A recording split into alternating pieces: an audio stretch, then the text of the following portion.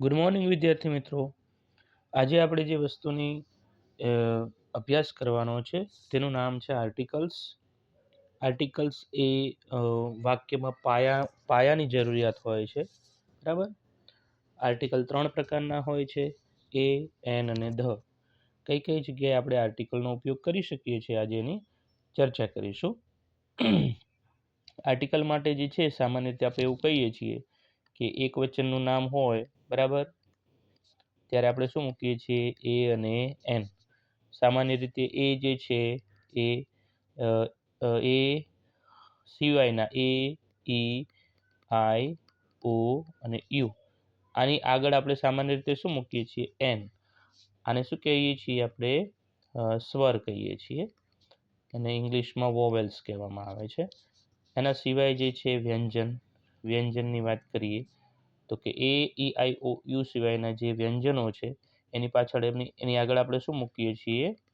તો કે એ મૂકીએ છીએ. આટલી વસ્તુ આપણે બધાને ખ્યાલ છે.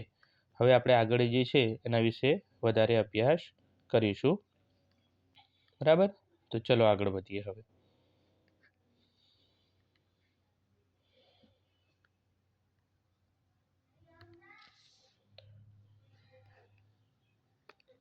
પહેલા છે આર્ટિકલનો પરિચય. તો અંગ્રેજી વ્યાકરણના પાયાના જે સોપાનમાં શું આવે છે? આર્ટિકલ આવે છે. આર્ટિકલ જે છે એ 3 પ્રકારના હોય છે: એ, એન અને ધ. આ બંને જે છે એ કેવા આર્ટિકલ્સ કહેવામાં આવે છે? એ અને એનને તો કે અનિશ્ચિત આર્ટિકલ કહેવામાં આવે છે. શું કહેવામાં આવે છે? અનિશ્ચિત. જ્યારે ધને શું કહેવામાં આવે છે? નિશ્ચિત. એનો મતલબ કે નિશ્ચિત વસ્તુ, નિશ્ચિત પદાર્થ, બરાબર. જેમ કે આપણી ગંગા જે નદી છે, બરાબર, એની આગળ શું લાગશે? ધ. સન છે, સૂર્ય, એની આગળ શું? જે સનાતન સત્ય છે, જે ક્યારેય બદલાવાનું નથી, જેમ કે અર્થ એટલે પૃથ્વી, તો એની આગળ શું લાગશે? ધ. એ છેલ્લે આપણે ભણશું. હાલ આપણે એ અને એનનો પરિચય મેળવીએ. તો ચલો શરૂ કરીએ. આર્ટિકલ્સ એટલે શું?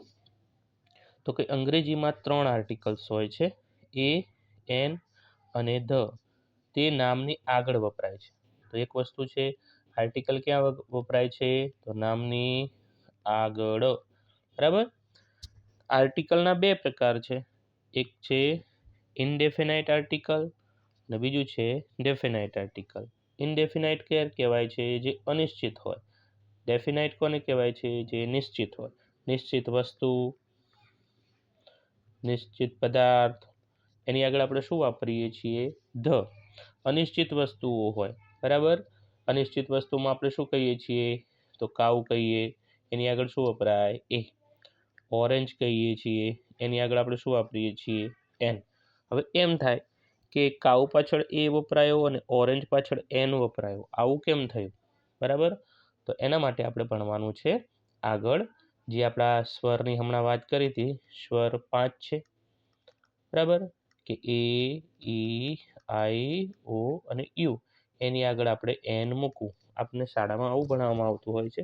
પરંતુ એના સિવાય એનાથી વિશેષ બીજી વસ્તુ યાદ રાખવાની છે કે ફક્ત એ, ઈ, આઈ, ઓ, યુ હોય, બરાબર, એની આગળ જ એન નથી વાપરાતું.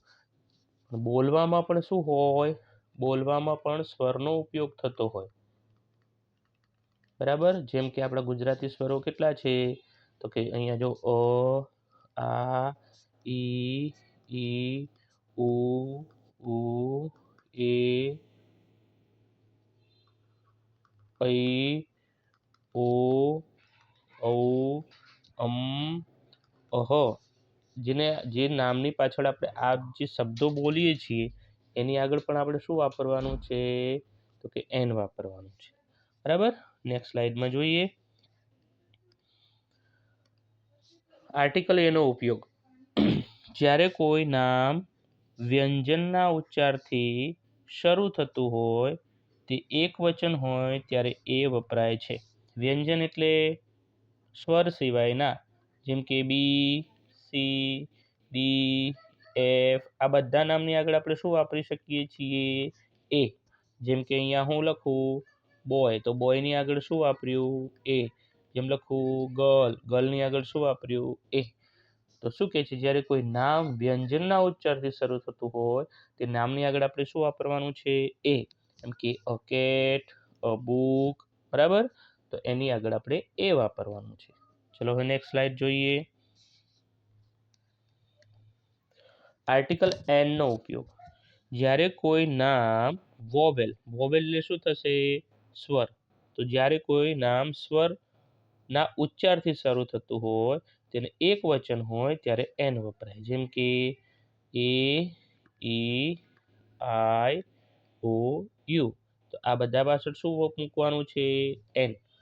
એના સિવાય બીજું યાદ શું રાખવાનું છે, મેં કીધું એ કે ગુજરાતી સ્વરો, ગુજરાતી જે સ્વર છે જેમાં અ, આ, ઈ, ઉ, એ, ઐ, ઓ, ઔ, અહ. આની આગળ પણ આપણે શું મૂકવાનું છે, એન. એટલે કે આપણે બોલવામાં પણ સ્વરોનો ઉપયોગ થતો હોવો જોઈએ. ચલો એના સિવાય કરીએ ઉદાહરણ. તો આપણે વાત કર્યું સ્વરના ઉચ્ચારથી શરૂ થતું હોય તેની આગળ આપણે એન મુકાય. જેમ કે એન એપલ, એન એલિફન્ટ. તો અહીંયા જો એપલમાં પેલા એ આવે છે તેથી આપણે અહીંયા શું મૂકીએ છીએ, એન. અહીંયા એલિફન્ટમાં પેલું ઈ આવે છે એટલે માટે અહીંયા શું મૂકીએ છીએ, એન. એવી રીતે ઓરેન્જ હોય તો પેલા ઓ આવે તો એની આગળ આપણે શું મૂકવાનું છે, એન. તો કે જે સ્વરથી શરૂ થતા હોય, બરાબર, એક વચન નામ હોય એની આગળ આપણે શું મૂકશું, એન. ફક્ત એક જ વચન હોવું જોઈએ હો. પાછું ઓરેન્જીસ આવું હોય તો અહીંયા આર્ટિકલ વપરાતો નથી, બરાબર. ચલો હવે આગળ વધીએ. સ્લાઇડ નંબર 6 જોઈએ. સ્વર. તો અંગ્રેજીમાં મુખ્ય 5 સ્વરો છે. હમણાં આપણે વાત કરી એ, ઈ, આઈ, ઓ, યુ. બાકીના બધા જ અક્ષરોને વ્યંજન કહેવામાં આવે છે, બરાબર. અર્થ માટે આ છે, આઈસ્ક્રીમ માટે આ છે, ઓરેન્જ માટે, બરાબર. તો આ બધા શું કહેશું આપણે, સ્વર. સ્વરને ઇંગ્લિશમાં વોવેલ્સ કહેવામાં આવે છે. અહીંયા લખેલું જ છે. તો સ્વરને ઇંગ્લિશમાં શું કહેવામાં આવે છે, વોવેલ્સ. ચલો હવે નેક્સ્ટ સ્લાઇડમાં જઈએ. Slide number 7. એ અને એન ક્યારે ન વપરાય, આ ખાસ ઇમ્પોર્ટન્ટ છે. ક્યારે ન વાપરી શકાય, બરાબર. તો કે બહુવચન નામ સાથે ક્યારે એ કે એન ના વાપરવું. જેમ કે એપલ્સ છે અહીંયા લખેલું તો એની આગળ આર્ટિકલ વપરાતું નથી. બુક્સ છે, બુક્સ, એની આગળ આર્ટિકલ વપરાતું નથી. માત્ર ગણી શકાય તેવા એક વચનનું નામ હોય ત્યારે જ આર્ટિકલ આપણે વાપરી શકીએ છીએ. કેવું હોય, ગણી શકાય, અને પાછું કેવું હોવું જોઈએ, એક વચનનું નામ. જેમ કે બોય એટલે છોકરો, બરાબર. અને એક વચન નામ છે, ગણી શકાય એવું છે તો ઓરેન્જ. તો કે એક વચન નામ છે, ગણી શકાય એવું છે એટલા માટે એન. તો ચલો ખ્યાલ આવી ગયો. હવે આગળ સ્લાઇડમાં જોઈએ. Slide number 8. ધ નો ઉપયોગ. તો કે નિશ્ચિત આર્ટિકલ, બરાબર. જે નિશ્ચિત વસ્તુઓ છે જે ક્યારે પણ બદલાઈ શકવાની નથી, જે ન બદલાઈ શકે, બરાબર. જેમ કે અનંતકાળથી આપણી નદી ગંગા જે છે એ વહેતી રહે છે, બરાબર. અને બીજી કોઈ દુનિયામાં ગંગા નથી એટલા માટે નિશ્ચિત છે, એટલા માટે ધ. અર્થ, બરાબર. અર્થ એટલે કે પૃથ્વી, જીવંત ગ્રહ સમગ્ર બ્રહ્માંડમાં એક જ છે અને જે પૃથ્વી એટલા માટે ધ. નિશ્ચિત વસ્તુ છે, બરાબર. હિમાલય, બરાબર, આખી દુનિયામાં હિમાલય એક જ છે એટલા માટે ધ. તો ખ્યાલ આવી ગયો હશે, બરાબર. પછી વાત કરીએ સન, સૂર્ય, બરાબર. તો કે ધ.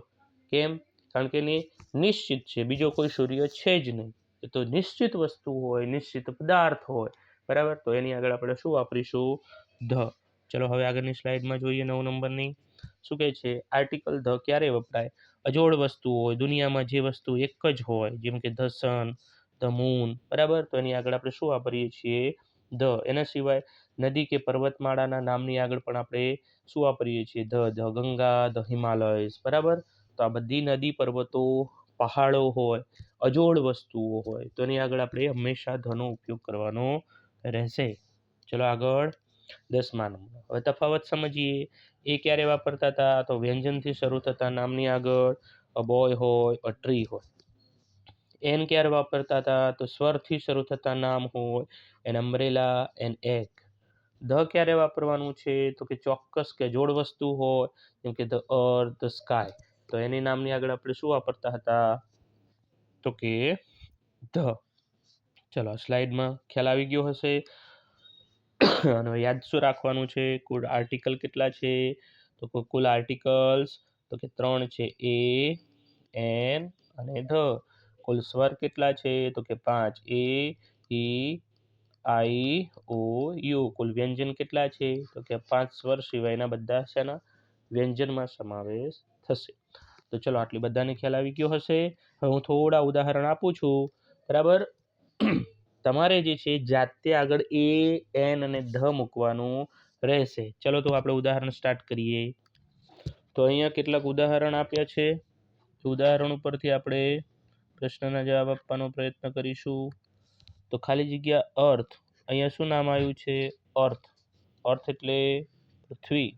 તો પૃથ્વી ઉપર આપણે પૃથ્વીની આગળ આપણે કયો આર્ટિકલ વાપરતા હતા તો ધ નિશ્ચિત છે પૃથ્વી નિશ્ચિત છે એટલા માટે પૃથ્વીની આગળ શું આવશે ધ.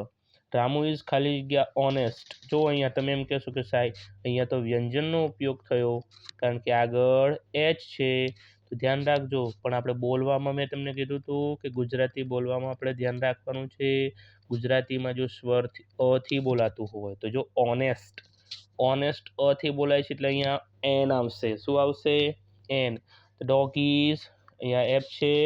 ફેથફુલ એનિમલ છે તો અ આવશે. શું આવશે કારણ કે એ શું છે એ છે વ્યંજન.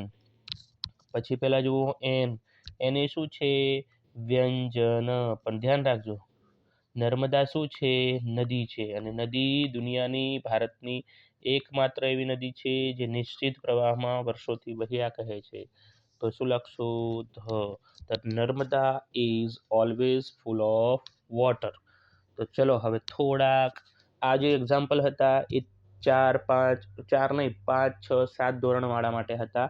હવે નાના ધોરણવાળા માટે બીજા ત્રીજા ચોથા ધોરણવાળા માટે કેવા એક્ઝામ્પલ પૂછાઈ શકે તો એના માટે હું 3-4 એક્ઝામ્પલ આપું છું એને સોલ્વ કરવાના રહેશે. તો ચલો નાના બાળકો માટે હું 2-4 એક્ઝામ્પલ આપું છું. એ નામની આગળ શું વાપરવાનું છે કહેવાનું. જેમ કે હું અહીંયા ડોગ લખું એની આગળ શું વાપરવાનું જેમ કે હું અહીંયા લખું એલિફન્ટ તો એની આગળ શું વાપરવાનું છે હું એવું લખું કે ઓરેન્જ એની આગળ શું વાપરવાનું છે હું અહીં લખું આઈસ્ક્રીમ તો એની આગળ શું વાપરવાનું છે. પછી હું લખું છું બોયઝ તો એની આગળ શું વાપરવાનું છે. ચલો હેડો હવે તમે મને આનો આન્સર આપશો. ડોગ જે છે આગળ શું છે ડી.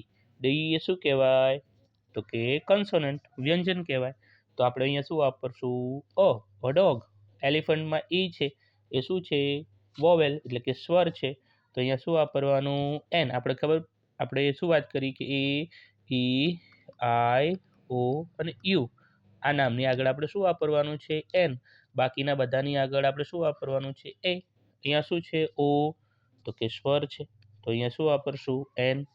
આઈ શું છે તો કે સ્વર છે શું વાપરશું એન. બોયસમાં બી છે તો શું વાપરશું એ.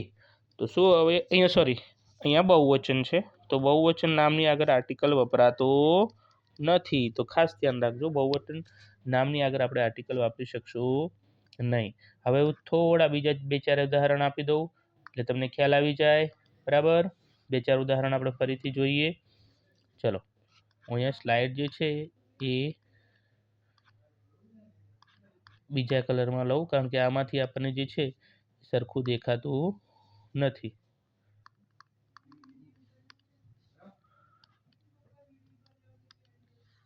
ચલો થોડાક નામ લખું છું 4-5 જેવા જે એની આગળ શું મુકાય.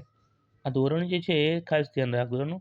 ધોરણ 3 થી 4 2 3 થી 4 2 3 અને 4 ધોરણ માટે છે કારણ કે આટલા ઇઝી આર્ટિકલ્સ એ લોકોને પૂછાતા હોય છે. તો અહીંયા થોડા 2-4 બીજા ઉદાહરણ આપો એટલે પ્રેક્ટિસ થઈ જાય. પ્રેક્ટિસ તમારે ઘરે કરવાની છે. યુનિવર્સિટી આપણે ભલે નામ વાંચતા ના આવડે તો પણ પહેલો અક્ષર જોઈ લેવાનો. પછી છે ખાલી જગ્યા પછી સ્ટુડન્ટ, પછી ત્રીજા નંબરનું છે ખાલી જગ્યા હોસ્પિટલ, ચોથા નંબરનું છે ખાલી જગ્યા ઓક્સ, અને પાંચમા નંબરનું છે ખાલી જગ્યા એરપોર્ટ. ચલો હવે આની આગળ કયો આર્ટિકલ વપરાશે તમારે જવાબ આપવાનો છે. યુનિવર્સિટીમાં પહેલાં શું આવ્યું? યુ. તો યુ આગળ કયો આર્ટિકલ વપરાય છે? તો આપણને ખબર છે એન. યુ આ શું કહેવાય? સ્વર કહેવાય કે વ્યંજન કહેવાય? ગુજરાતીમાં ને કહો તો શું કહેવાય? સ્વર કહેવાય કે વ્યંજન કહેવાય? ગુજરાતીમાં આને શું કહીશું આપણે યુને? સ્વરમાં ગણાય? તો કે ના ભાઈ, વ્યંજનમાં ગણાય. તો ખાસ ધ્યાનમાં રાખવાનું, વ્યંજનમાં ગણાય છે એટલા માટે અહીંયા શું આવશે? પછી છે સ્ટુડન્ટ, એમાં શું છે? એસ. એ શું ગણાશે? તો કે વ્યંજન ગણાય એટલા માટે અહીંયા શું આવશે? A student. હોસ્પિટલ, તો કે અ હોસ્પિટલ. ઓક્સ, તો અહીંયા ઓ જોવો સ્વર આવી ગયો, તો અહીંયા એન. એરપોર્ટમાં એ, તો કે એન. તો ખાસ ધ્યાન રાખજો. આવા જ નવા જે છે આપણે બીજા ઉદાહરણો ક્યારેક લઈને આવશું, બરાબર. અત્યારે હાલ આટલા પૂરતું તમારે જે છે વારંવાર રિવિઝન કરવાનું છે, વાંચવાનું છે અને કમેન્ટ કરવાની છે કે તમારે કઈ વસ્તુ નથી આવડતી. જેમ કે પ્રિપોઝિશન નથી આવડતા, કન્જક્શન નથી આવડતા, બરાબર, ટેન્સીસ નથી ફાવતા. તો જે ના ફાવતું હોય એની કમેન્ટ કરવાની છે. વધારેમાં વધારે વિડીયોને લાઈક કરવાનો છે, શેર કરવાનો છે, જેથી મને પણ પ્રોત્સાહન મળે કે તમને આ વિડીયો ગમે છે તો આપણે નવા બીજા વિડીયો બનાવી શકશું. આ વિડીયોને વારંવાર જોજો એટલે તમારા ડાઉટ ક્લિયર થઈ જાય. અને એ એન્ડ ધ એ વાક્યમાં હંમેશા વાપરવામાં આવતું હોય છે. તો આ વિડીયોને તમારે વારંવાર શીખવાનો છે. ત્યાં સુધી જય હિન્દ, જય ભારત.